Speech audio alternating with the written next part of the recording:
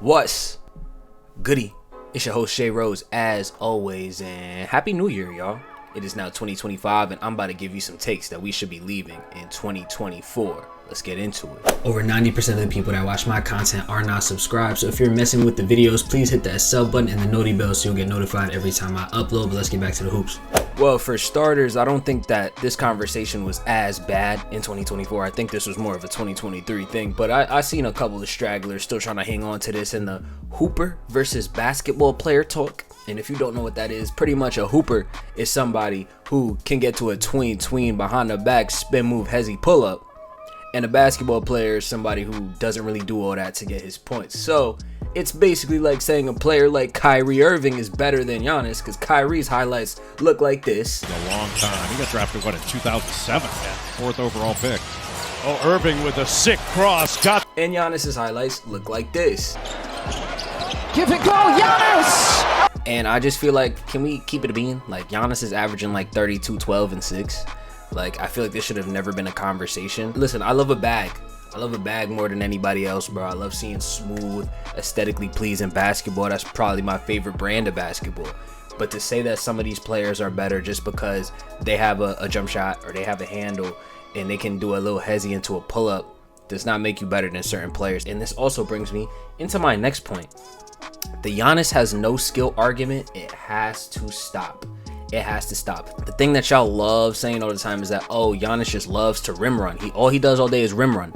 Well, respectfully, finding lanes to the basket is a skill. Being able to manipulate the defense and bulldoze your way into the paint often enough that they can't just close you off more often than not is absolutely a skill. Now we bring it to the defensive side of the ball. His off-ball defense and his help side defense is amazing. It got him an entire Defensive Player of the Year award. Giannis is a great offside help side defense defender, great rim protector, and that is a skill. It's effort, but defense is still skill, especially the timing on the offside defense. Absolutely a skill. Back to offense. Obviously, Giannis's handle, a bit limited, but his post moves have been getting a lot better. He can give you a little post spin, a drop step. He can give you a little pull-up midi, a shoulder bump into a fade. Giannis, low-key, has made his three-point shot a lot better. I'm not saying he's a great three-point shooter by any means, but he'll knock it down. You got to respect it. He'll knock it down every now and then. You know what I'm saying? Also, do you remember when the game plan against Giannis was build a wall? Because he's going to turn it over and he's going to get offensive fouls because he doesn't know what to do when there's three people standing in the paint, standing in the lane. You can't do that anymore because Giannis is such a much better passer than he used to be, averaging 6 assists right now. So I just feel like saying Giannis has no skill is very disingenuous. There's a lot of layers to basketball, and being able to dribble the ball and shoot threes is not the only way to have skill in the NBA. Thank you very much. The next talking point is the Tyrese Halliburton superstar talks, and it does hurt me to say that because I do like Reese. I've been high on Reese. I enjoyed him on the Kings. I was happy that he got to get his own change of scenery and really build and thrive with his own new team in Indiana. And we're seeing how that's unfolding right now. Last year in the in-season tournament and in the playoffs, Tyrese had his moments of being a superstar or being on a superstar type level.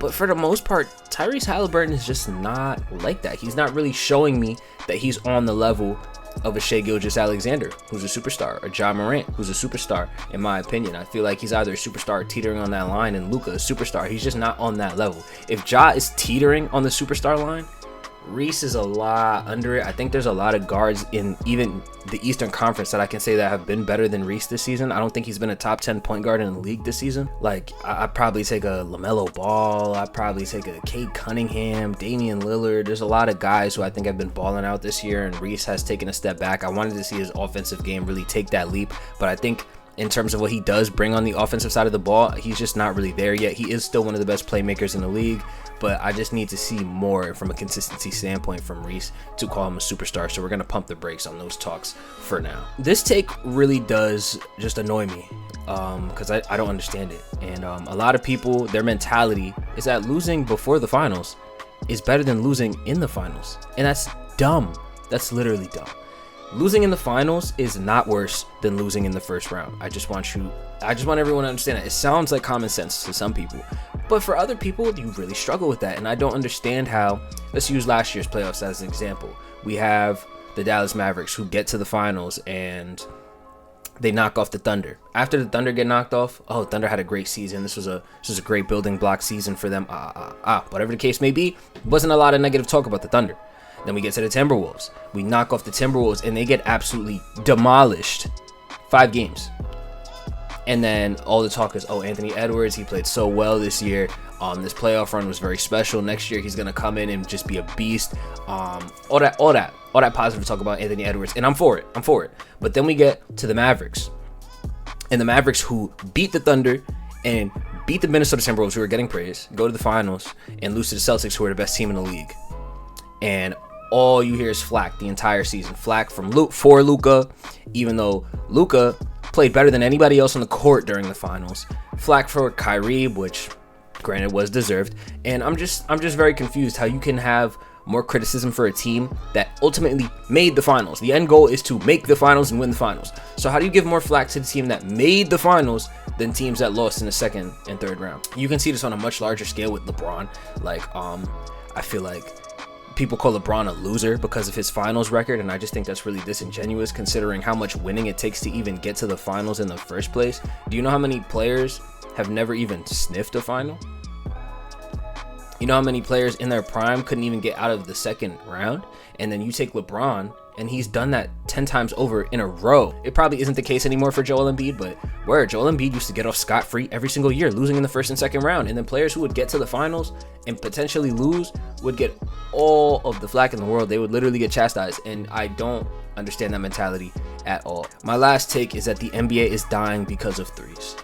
And I'm probably going to make a series on this, if not a video, pretty long video on it, talking about the reasons why the optics around the NBA look so bad right now. But threes, I don't think are one of the reasons. I really don't. I remember just a couple weeks ago, the Mavericks and the Warriors broke the record for most threes hit in a game. And then I saw somebody say, this is why the ratings are down. Do you know how stupid you sound saying that? I feel like if the threes are not hitting, let's say we're watching Washington Wizard basketball, they can't hit a three to save their life. That's one thing. That's very ugly basketball. But a team like, let's say the Celtics, who shoots a lot of threes and hits a lot of threes, is that bad ball? The ball's going through the net, so I don't understand how that's bad for the game if you're hitting the shots. Obviously, sometimes when they pull up on fast breaks or you get 2 or 3 threes in a possession, don't hit one, those are bad optics, and I can see how that looks bad on TV.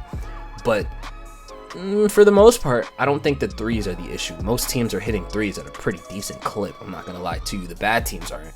But all the teams that are competing, most of the teams that are competing at a high level are hitting threes at a very, very good clip. So I'm not seeing how that's a super big issue that we're having. What I think a much bigger issue is the way that we talk about our stars. Word. And I feel like people have attachments to stars of the past, and we just don't have that same attachment to the stars of the current. If everyone who's not a Celtics fan says fuck Jason Tatum, that's not helping him build his brand and build him up as a star, as a legend that he could potentially be. If everyone that's not a Maverick fan says fuck Luka Doncic, it's not going to help him build his brand. If everyone says fuck Nikola Jokic, it's not going to help him build his brand. So I just feel like we need to have more, we need to pick up our stars more, to be honest. We're overcritical of everything.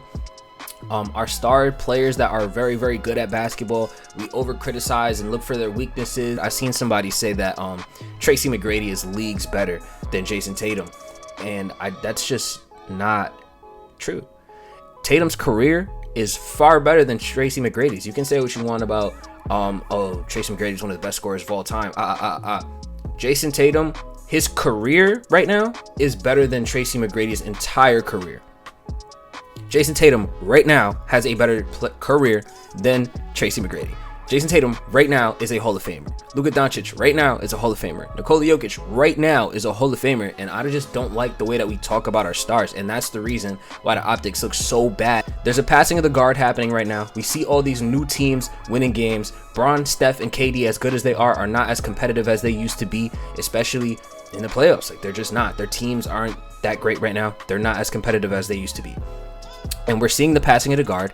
And a lot of people are struggling coming to terms with the fact that we have new stars. And I don't like that we're pretending like we don't have people to pass the guard to. We don't have potential next faces of the league, when fans just don't really want to accept that. And I feel like we should go into 2025 with a much more positive outlook and really try to help the game of basketball prosper.